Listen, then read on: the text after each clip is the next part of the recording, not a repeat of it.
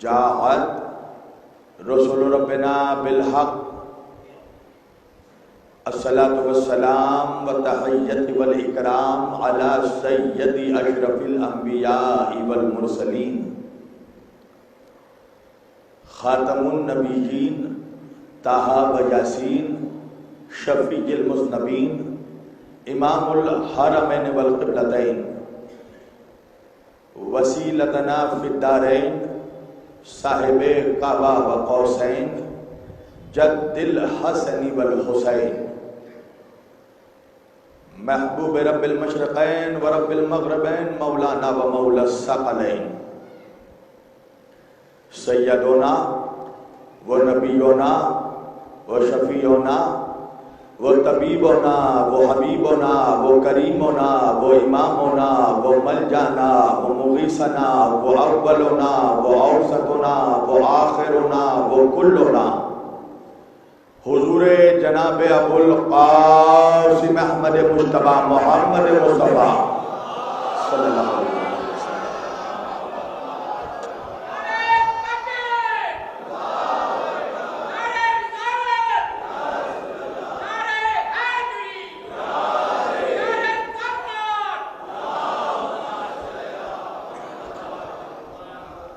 وأہل بیتہ الطیبین الطاہرین المعصومین المظلومین المنتخبین المنتجبین الغر المیامین وأصحابہ المتقین المنتخبین المنتجبین ولعنۃ اللہ علی اعدائہم اجمعین من یومنا ھذا الی قیام یوم الدین. اما بعد فقط قال اللہ تعالی فی الفرقان الحمید والمحکم کتابہ المجید وقولہ الحق بسم اللہ الرحمن الرحیم قل هو اللہ احد اللہ الصمد لم یلد ولم یولد ولم یکن لہ کفوا احد.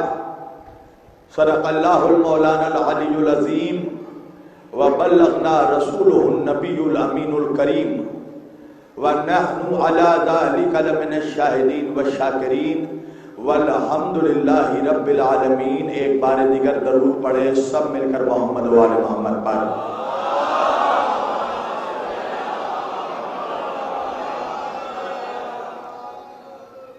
عزیزان گرامی قدر و برادران ملت اسلامیہ، بندگان توحید وہ عاشقان رسول و آل رسول،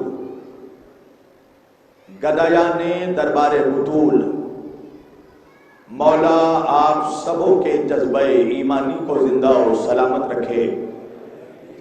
ماشاءاللہ و بحمدللہ بفضل اللہ ہم نے سن 2022 کے اس عشرہ محرم میں اس عشرہ مجالس جو کہ مسلسل محرم کی پہلی تاریخ سے اداخانہ سبطین آباد میں انعقاد پذیر ہے، اور مسلسل ہم اس عشرہ مجالس میں توحید اور حجت کے عنوان پر گفتگو کر رہے ہیں. اور ماشاءاللہ میں آپ لوگوں کا ممنون و مشکور ہوں کہ آپ اپنی بیداری سماعت کا ثبوت بھی دے رہے ہیں. آپ یہ بس سمجھ لیں کہ کل سے لے کر آج تک میں بمشکل 4 یا 5 گھنٹے سویا ہوں. یعنی کل کی یہاں کی مجلس پڑھنے کے بعد سلطان پور اور پھر وہاں سے صبح لوٹا ہوں، پھر دین کو بڑے امام بارگاہ کی مجلس اور ابھی آپ کے روبرو حاضر ہوں. لہذا پھر سے وہی جملہ کہوں گا کہ یہ وہ مجمع ہے جو کلیم پر نہ بھی بولے تو کلام پر ضرور بولتا ہے. ہاں، لہذا بولتے رہیے گا تاکہ مجھے بھی احساس ہو کہ میں تقریر مردوں کے بیچ کر رہا ہوں، مردوں کے بیچ نہیں کر رہا ہوں.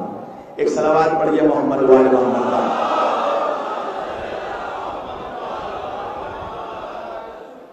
مسلسل توحید اور حجت پر ہماری گفتگو ہو رہی ہے.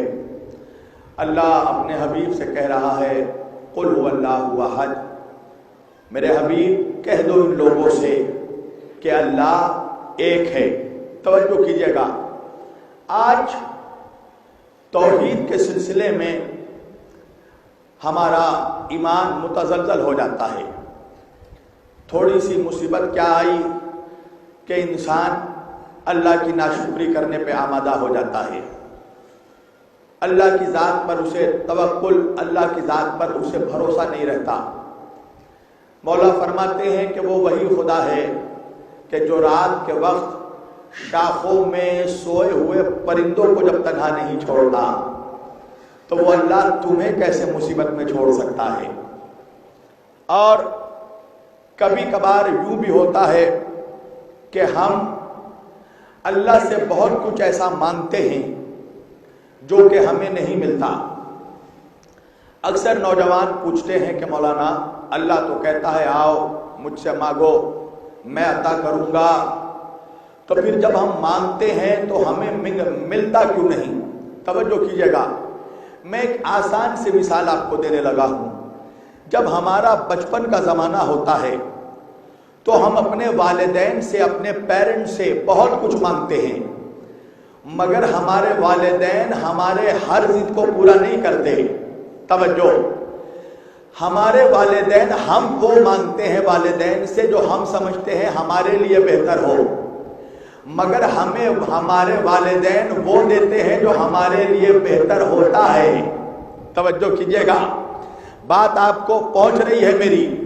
تو ہم تو بہت کچھ ایسا مانگتے ہیں خدا سے کہ ہمیں لگتا ہے کہ بس یہ مل جائے تو ہماری زندگی بڑی خوبصورت ہو جائے گی، بڑی رنگین اور بڑی لگژری ہو جائے گی۔ پروردگار گاڑی دے دے، بنگلہ دے دے، موٹر دے دے، کار دے دے۔ ہم سوچتے ہیں کہ موٹر مل جائے گا، کار مل جائے گا، بنگلہ مل جائے گا تو بہت کچھ ہماری زندگی بہت اچھی ہو جائے گی، مگر اللہ کے غیب میں یہ علم موجود ہے کہ اگر میں اسے دولت دوں گا تو یہ گناہوں کی طرف آمادہ ہو جائے گا۔ توجہ، لہذا ہم وہ مانگتے ہیں جو ہمارے لیے ہمیں لگتا ہے بہتر ہے، اللہ وہ دیتا ہے جو ہمارے لیے بہتر ہوتا ہے۔ توجہ کیجیے گا، آپ بہت سے ایسے لوگوں کو آپ نے دیکھا ہوگا اللہ کے شکر گزار بندے ہیں کہ جب ان کے اوپر مصیبت بھی آتی ہے تو وہ یہ کہتے ہیں کہ اس میں بھی کچھ اللہ کی بھلائی ہوگی، اس میں بھی ہمارے لیے بھلائی ہوگی۔ ایک واقعہ میں سنا دوں۔ ایک بادشاہ کا وزیر تھا جو ہر بات میں یہ کہتا تھا، کچھ بھی ہوتا تھا وہ کہتا تھا اس میں اللہ کی بھلائی ہے، اس میں اللہ کی طرف سے کچھ بھلائی ہے۔ توجہ، ایک دن اس بادشاہ کی انگلی کٹ گئی۔ سنیے گا، اس بادشاہ کی انگلی کٹ گئی، اسے بڑا درد محسوس ہوا۔ اس نے دربار میں طبیبوں کو بلایا، وزیر کو کہا جاؤ طبیبوں کو بلاؤ، مجھے بہت درد ہو رہا ہے، میری انگلی کٹ گئی۔ وزیر جو تھا اپنی طبیعت کے مطابق کہنے لگا آپ پریشان نہ ہو، اس میں اللہ کی طرف سے کوئی بھلائی ہوگی، اس میں اللہ کی طرف سے کوئی نہ کوئی بھلائی ضرور ہوگی۔ اب بادشاہ غصے میں آ گیا۔ توجہ کیجیے گا، اس لیے کہ اس کی انگلی کٹ گئی، درد ہو رہا تھا، وہ غصے میں آ گیا اور غصے میں آ کر کہنے لگا تم احمق ہو، بے وقوف ہو، مجھے درد ہو رہا ہے، میری انگلی کٹ گئی اور تم کہہ رہے ہو اس میں بھی کوئی بھلائی ہوگی۔ بادشاہ نے غصے میں آ کر کہا کہ وزیر کو قید کر لیا جائے۔ سنیے گا عزیزان گرامی، وزیر کو اس نے قید کروا دیا۔ ہفتے گزرے، 2 ہفتے گزرے، 3 ہفتے گزرے۔ ایک مرتبہ بادشاہ شکار پہ نکلا۔ سنیے گا، شکار کرتا کرتا وہ جنگلی لوگوں کے علاقوں میں داخل ہو گیا، آدی باسیوں کے علاقوں میں داخل ہو گیا۔ اس کے سپاہی پیچھے رہ گئے، فوج پیچھے رہ گئی، لشکر پیچھے رہ گئے۔ توجہ، اب جنگلیوں کو کیا معلوم، آدی باسیوں کو کیا معلوم، جنگل کے رہنے والوں کو کیا معلوم کہ یہ بادشاہ ہے یا بھکاری ہے۔ سنیے گا، ان لوگوں نے بادشاہ کو پکڑ لیا اور بادشاہ کو پکڑنے کے بعد وہ جس بت کو خدا مانتے تھے اس بت کے سامنے بادشاہ کی بلی دینے کے لیے بادشاہ کو لے کر گئے۔ سنیے گا، بادشاہ بڑا پریشان ہوا اور جب وہ آدی باسی لوگ بادشاہ کو بلی دینے اپنے بت کے پاس لے گئے تو بادشاہ کی باڈی کو چیک کیا کہ عیب تو نہیں ہے۔ توجہ کیجیے گا، تو جب بادشاہ کی باڈی کو چیک کیا تو نظر آیا ایک انگلی کٹی ہوئی ہے، عیب نظر آ گیا۔ تو ان لوگوں نے کہا ہم عیب دار خلقت کی قربانی نہیں دیں گے، اپنے بت کے سامنے بے عیب کی قربانی دیں گے۔ انہوں نے بادشاہ کو چھوڑ دیا۔ اب بادشاہ پلٹ کر اپنے محل آیا اور بیٹھ کر سوچنے لگا کہ میرے وزیر نے جب میری انگلی کٹی تھی اس نے کہا تھا کہ ہر چیز میں اللہ کی طرف سے بھلائی ہوتی ہے، تو اس میں بھی کوئی بھلائی ہوگی۔ میں نے غصے میں آ کر اس کو گرفتار کر دیا۔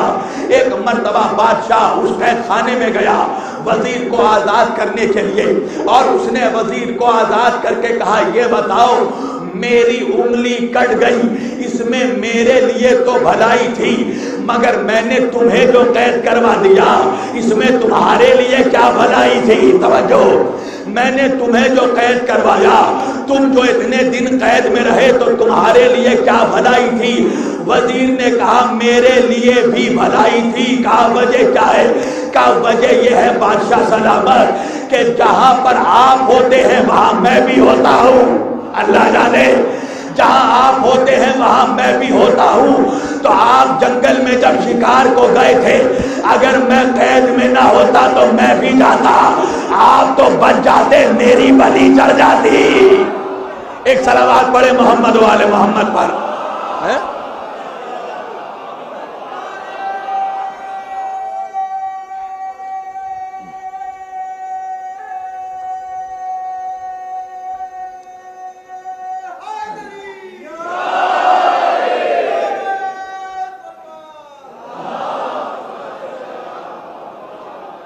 ہمیں اللہ کی ذات پر یقین رکھنا چاہیے۔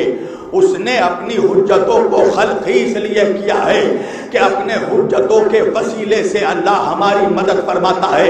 کل کی گفتگو یاد ہے نا، اللہ اپنے بندوں سے ڈائریکٹ کلام بھی نہیں کرتا۔ اللہ جب کلام کرتا ہے تو اپنی حجت کے ذریعہ، قل هو اللہ احد تم کہو، قل لا اسألکم حبیب تم کہو، قل یا ایھا الکافرون تم بات کرو۔ اللہ بندوں سے ڈائریکٹ کلام نہیں کرتا۔ تو مجھے ایک بات کا جواب دو مسلمانوں، اللہ جب بندوں سے بغیر اپنی حجت کے گفتگو نہیں کرتا تو اللہ اپنے بندوں کی بغیر حجت کے مدد کیسے کر سکتا ہے؟ توجہ کیجئے گا، مدد کیسے کر سکتا ہے؟ یہی وجہ ہے کہ جب ہم یا نبی کہتے ہیں، یا علی کہتے ہیں، یا حسن یا حسین کہتے ہیں تو اللہ کو پریشانی نہیں ہوتی، ملا پریشان ہو جاتا ہے۔ پوری توجہ کیجئے گا، میرے جوان نے یا محمد کہا، یا رسول اللہ کہا، مولوی کہنے لگا یا رسول اللہ مت کہو، یا رسول اللہ مت کہو۔ آخر بات کیا ہے؟ کیوں نہ کہے؟ کا وجہ یہ ہے، سنیے گا، اب مولوی بھی کتنا سیانہ ہوتا ہے اور منافق کتنا چالاک ہوتا ہے۔ بھائی قرآن کی آیت ہے نا، جو وسوسہ فی صدور الناس، جو دلوں میں وسوسہ پیدا کر دے وہی ابلیس ہے۔ تو شیطان دلوں میں وسوسے پیدا کرتا ہے۔ تو یہ شیطان نما جو کٹم اللہ ہے، جب ہم نے یا رسول اللہ کہا، کٹم اللہ کہنے لگا یا رسول اللہ مت کہیے۔ کیوں نہ کہیں؟ کہا اللہ کے رسول جنگ احد میں گھوڑے سے گرے تھے، حضور کے دندان مبارک شہید ہو گئے، دانت ٹوٹ گئے تھے، تو جو رسول خود کو نہیں بچا سکے وہ آپ کو کیا بچائیں گے؟ سنیے گا اعتراض، اور اس کا بہت بڑا جواب دینے لگا ہوں میں پوری طاقت نہیں لگا پا رہا ہوں، پوری توجہ۔ کہنے لگا یا رسول اللہ مت کہیے، جب وہ خود کو نہیں بچا سکے تو آپ کو کیا بچائیں گے؟ اچھا بھائی ٹھیک ہے، یا علی تو کہنے دو۔ کہا نہیں یا علی بھی مت کہیے۔ کیوں بھائی؟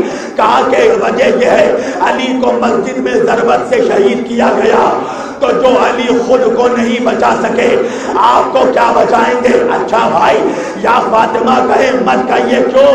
ان پر بھی ظلم کیا گیا، جب وہ نعوذ باللہ خود کو نہ بچا سکی تو آپ کو کیا بچائیں گی؟ اچھا بھائی یا حسن تو کہنے دو۔ کہا نہیں یا حسن بھی مت کہیے، ان کو زہر دے کر شہید کیا گیا، وہ جب خود کو نہیں بچا سکے تو آپ کو کیا بچائیں گے؟ میں نے کہا سب باتیں چھوڑ، یا حسین تو کہنے دو۔ کہا نہیں یا حسین بھی مت کہیے، ان کا سر کاٹ دیا گیا، جب وہ خود کو نہیں بچا سکے تو آپ کو کیا بچائیں گے؟ میں نے کہا مولوی اگر ایسی بات ہے تو آج کے بعد یا اللہ بھی نہ کہنا۔ کیا وجہ کیا ہے؟ میں نے کہا وجہ یہ ہے جو اللہ نہ بچا سکا وہ مولوی کو کیا بچائے گا؟ ایک سلام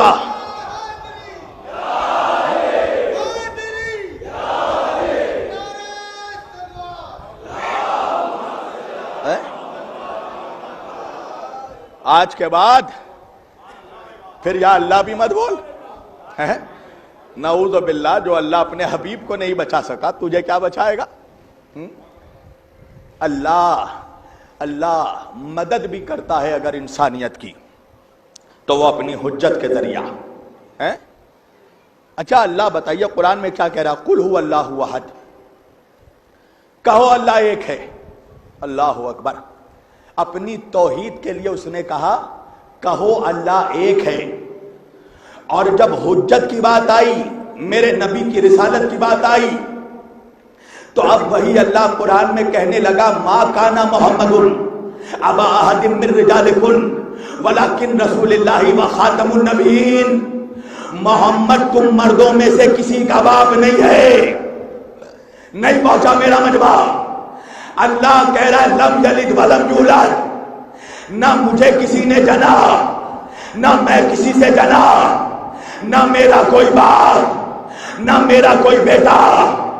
اللہ اپنے حبیب کے لیے بھی کچھ ایسا ہی جملہ کہہ رہا ہے ما کانا محمد ابا احد من رجالکم. محمد تم مردوں میں سے کسی کا باپ نہیں ہے. بھائی آخر وجہ کیا ہے؟ اللہ کو کیوں کہنا پڑا کہ محمد تم مردوں میں سے کسی کا باپ نہیں ہے؟ وجہ یہ ہے کہ محمد نے ایک بچے کو پالا تھا، میرے نبی نے ایک بچے کو پالا تھا جس کا نام تھا زید ابن حارثہ. وہ صحابی رسول بھی تھے. جب وہ جوان ہوئے تو چونکہ نبی کے منہ بولے بیٹے تھے تو لوگ یہ کہنے لگے کہ یہ محمد کا بیٹا ہے. بجائے زید ابن حارثہ کے لوگ اسے زید ابن محمد کہہ کے پکارنے لگے. تو اللہ نے فوراً آیت بھیجی ما کانا محمد ابا احد من رجالکم. محمد تم مردوں میں سے کسی کا باپ نہیں ہے. تو اب مجھے ایک جملہ کہنے دو، توجہ کیجیے گا. آخر وجہ کیا ہے؟ لوگ کیوں کہہ رہے تھے کہ زید محمد کا بیٹا ہے؟ کیونکہ لوگوں کو علی کے مقابلے پہ کسی کو لانا تھا. نہیں پہنچا میرا مجمع. لوگوں کو اس لیے کہ علی کو بھی نبی نے پالا، زید ابن حارثہ کو بھی نبی نے پالا، تو علی نبی کا بھائی تھا، تو علی کے مقابلے پہ نبی کا بیٹا ہی آ سکتا تھا. تو لوگ اسی وجہ سے زید ابن حارثہ کو محمد کا بیٹا کہتے تھے تاکہ اس کو علی کے مقابلے پہ لایا جائے. اللہ نے قرآن میں منع کر دیا کہ محمد تم مردوں میں سے کسی کا باپ نہیں ہے. خبردار محمد کو کسی کا باپ نہ کہنا. تو مجھے ایک جملہ کہنے دو کہ بھائی جب نبی کا پیدا ہوا علی کا مقابلہ نہیں کر سکا تو غیرے کا پیدا ہوا. ایک صلوات پڑھے محمد و آل محمد پر.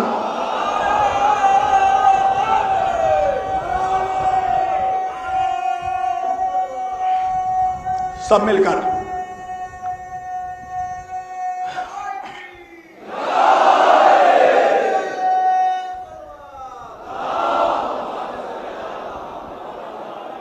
جب نبی کا پالا ہوا علی کا مقابلہ نہیں کر سکا تو کسی غیرے کا پالا ہوا.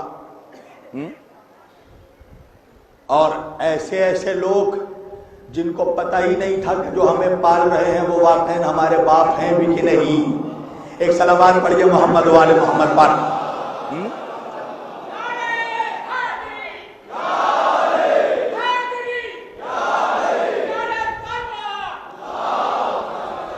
توجہ. تو اللہ نے اپنی کل کی گفتگو یاد ہے نا، اللہ نے اپنی توحید کے لیے دو گواہ مقرر کیے. سنیے گا انشاءاللہ اور اگلے سال تک محظوظ رہیں گے آپ. اللہ نے اپنی توحید کے لیے، میں نے کہا تھا نا یہ امام بارگاہ بنا، ہم نے دیکھا اتنا خوبصورت امام بارگاہ ہے تو ذہن میں تصور آیا نا کہ یہ اتنا خوبصورت امام بارگاہ ہے تو اس کا کوئی بنانے والا بھی ہوگا. تو لوگوں نے بتایا کہ اسے واجد علی شاہ نے بنایا ہے۔ تو اتنی خوبصورت کائنات دیکھ کر بھی لوگوں کے ذہن میں سوال اٹھ رہا تھا کہ کوئی تو ہے جو اس کا بھی خالق ہے۔ نبی نے بتایا وہ اللہ ایک ہے جو خالق ہے۔ تو محمد ہیں اللہ کی توحید کے گواہ، اللہ کی وحدانیت کے گواہ۔ توجہ، اور فقط محمد گواہ نہیں ہے، محمد کے ساتھ قرآن بھی اللہ کی توحید کی گواہی دیتا ہے۔ توجہ، قرآن اللہ کی توحید کی دلیل ہے۔ بھئی اگر اللہ ہی نہیں ہوتا تو اللہ کی کتاب کہاں سے آتی؟ توجہ ہے نا، اگر اللہ ہی نہیں ہوتا تو اللہ کا رسول کہاں سے آتا؟ اگر اللہ ہی نہ ہوتا تو اللہ کی حجت کہاں سے آتی؟ تو اللہ کی توحید کے دو گواہ، ایک ہے قرآن، ایک ہے محمد۔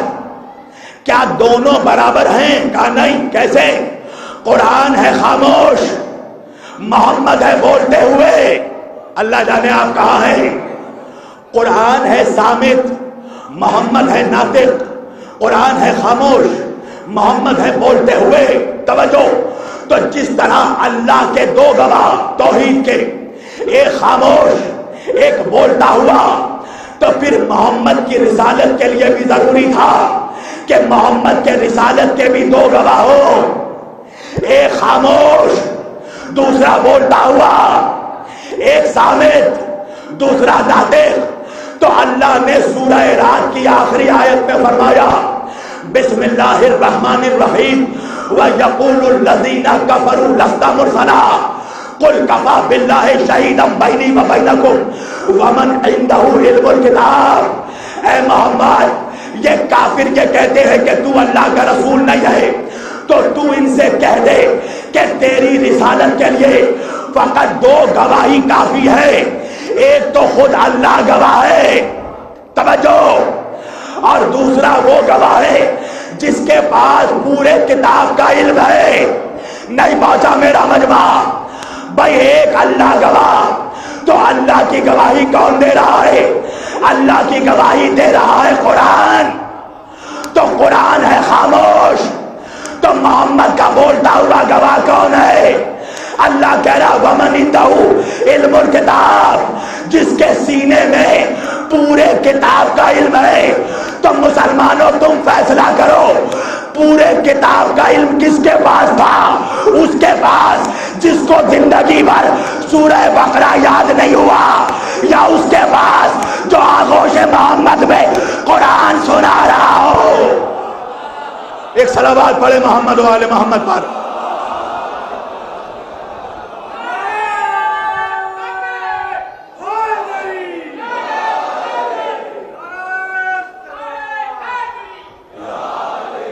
ایک بلند ترین صلوات پڑھے محمد و آل محمد پر۔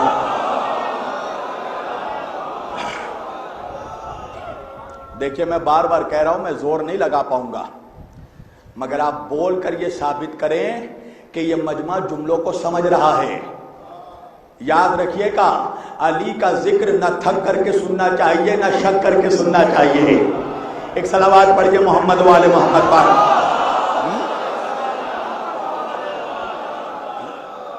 بھائی ضروری ہے کہ ہر چیز میں چیخ کر بولوں؟ بھائی گلا ہے، مشین تو نہیں ہے، اور یہ تو لکھنؤ ہے بھائی۔ آپ ڈاکٹر قلب صادق صاحب کو سن چکے ہیں، تو کیا خاموش رہتے تھے آپ ان کی تقریر میں؟ وہ تو کبھی چیختے نہیں تھے، وہ تو ایسے گفتگو کرتے تھے علامہ جیسے ایک پروفیسر اپنے اسٹوڈنٹس کو کلاس دے رہا ہو، تو بھائی جب ڈاکٹر قلب صادق صاحب کو آپ لوگ داد دیتے تھے اس لہجے میں، تو کبھی کبھار اگر ہمارے جیسے خطیب بھی نہ چیخیں اور کلام پرزور ہو تو بولا ضرور کریں۔ ایک صلوات پڑھیے محمد و آل محمد پر۔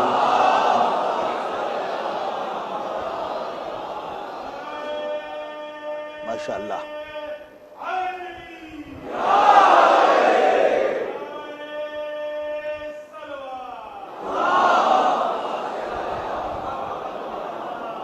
اللہ کی توحید، رسول اللہ کی رسالت کے دو گواہ سنیے گا، ایک ہے خاموش، دوسرا ہے بولتا ہوا۔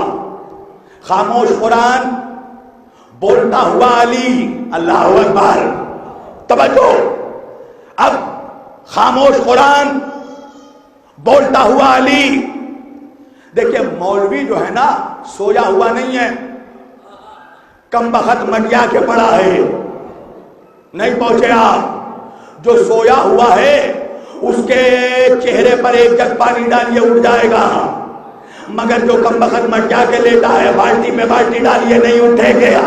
توجہ، اس لیے کہ مٹیایا ہوا ہے تو یہ جانتا سب کچھ ہے مگر جان کے بھی انجان بنا ہوا ہے، اس لیے کہ اس کے رگوں میں شریف ماں کا دودھ نہیں تھا۔ توجہ، اگر شریف ماں کا شیر ہوتا تو علی پہ ضرور بولتا۔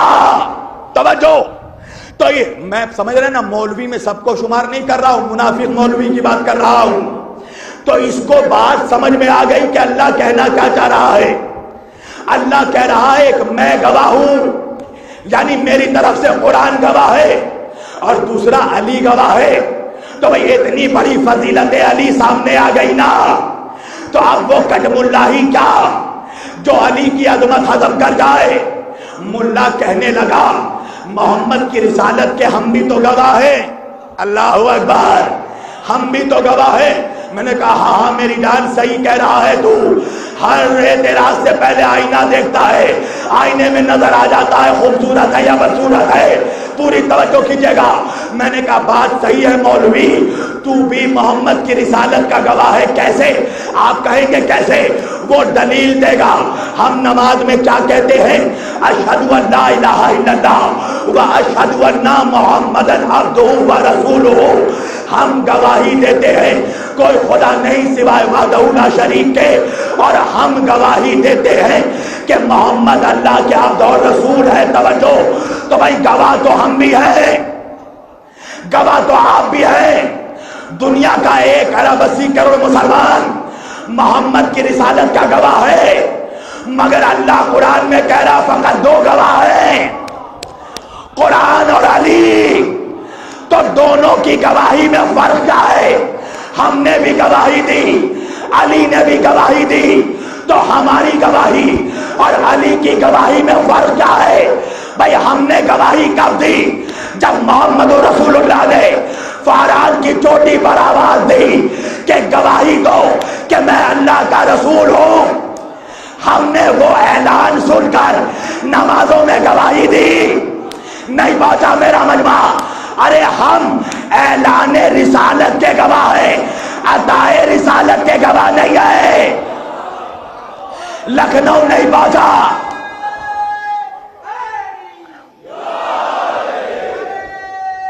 سب مل کر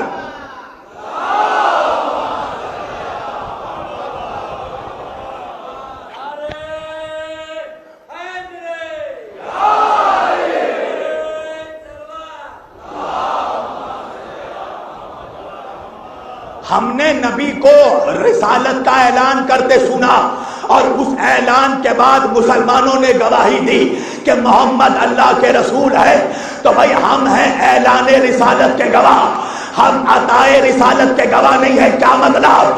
ہم نے نبی کو رسالت کا اعلان کرتے تو سنا، مگر ہم نے نبی کو رسول بنتے نہیں دیکھا۔ اللہ جانے مجمع کہاں ہے، اور اللہ کہہ رہا ہے کہ عطائے رسالت کے 2 گواہ، ایک قرآن، ایک وہ جس کے پاس علم کتاب ہے۔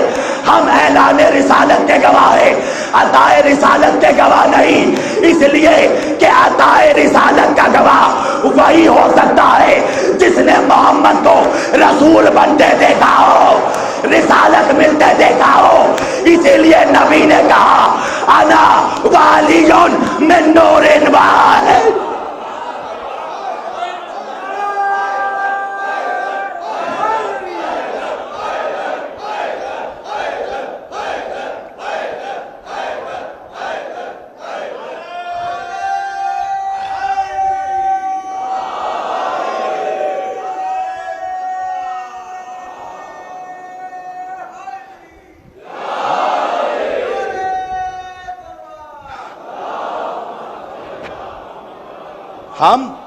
ہم اعلان رسالت کے گواہ ہیں، اس لیے کہ ہم نے فاران کی چوٹیوں پر نبی کو اپنی رسالت کا اعلان کرتے سنا۔ عطائے رسالت کا گواہ وہی ہو سکتا ہے جو اس وقت بھی موجود ہو جب اللہ نے محمد کو رسالت دی تھی۔ اسی لیے میرے نبی نے کہا اول ما خلق اللہ نوری وانا وعلی من نور واحد، اللہ نے سب سے پہلے میرے نور کو خلق کیا اور میں اور علی ایک نور کے دو حصے ہیں۔ توجہ، تو علی ہے محمد کی رسالت کا اکیلا بولتا ہوا گواہ۔ توجہ، اس لیے کہ قرآن ہے خاموش گواہ، علی ہے رسالت محمدی کا اکیلا بولتا ہوا گواہ۔ میں زور دے رہا ہوں، علی ہے محمد کی رسالت کا اکیلا بولتا ہوا گواہ۔ یہی وجہ ہے کہ جب کفار مکہ اور میرے نبی کے درمیان صلح حدیبیہ ہوا، توجہ کیجئے گا، اور صلح کے شرائط لکھے گئے تو اوپر لکھا ہوا تھا نبی کے نام کے ساتھ محمد الرسول اللہ۔ تو مشرکوں نے اعتراض یہ کیا کہ اگر ہم محمد کو اللہ کا رسول مانتے تو پھر ان سے جھگڑا کیوں کرتے، صلح کی نوبت کیوں آتی؟ تو نبی نے علی کو کہا علی میرا نام محمد رسول اللہ مٹا کر محمد ابن عبداللہ رکھ دو۔ وہ علی کہ جس نے آج تک محمد کی کسی حکم کو نہیں ڈالا، ایک مرتبہ ہاتھ جوڑ کر کہا یا رسول اللہ آپ کا حکم ہے مگر میں کیا کروں، میرا ہاتھ نہیں اٹھتا۔ توجہ، علی کا جملہ ہے یا رسول اللہ میرا ہاتھ نہیں اٹھتا کہ میں مٹا دوں۔ وجہ کیا ہے؟ رسول اللہ کا رسول ہے اور علی کا ہاتھ اللہ کا ہاتھ۔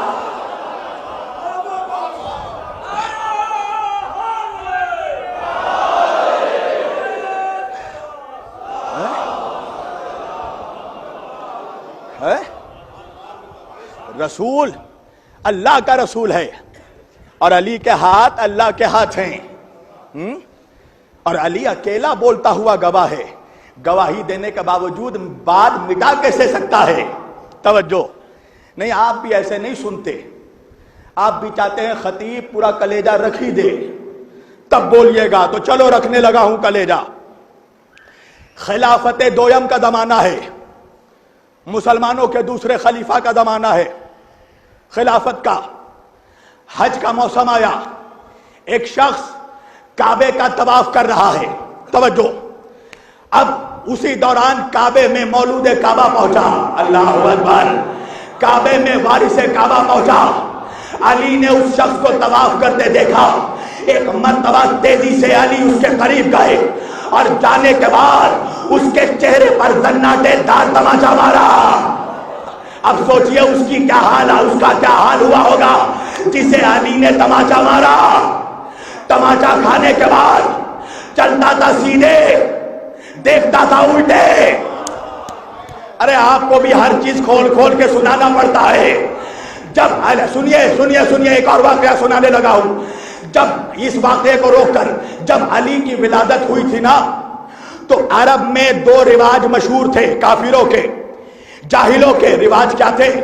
ایک رواج یہ تھا کہ جب بچہ پیدا ہوتا تھا تو اس کی آنکھوں میں بتوں کی خاک کا سرما لگایا جاتا تھا، اور دوسرا اسے ایک اژدہا سانپ معیار الولد کے سامنے پیش کیا جاتا تھا۔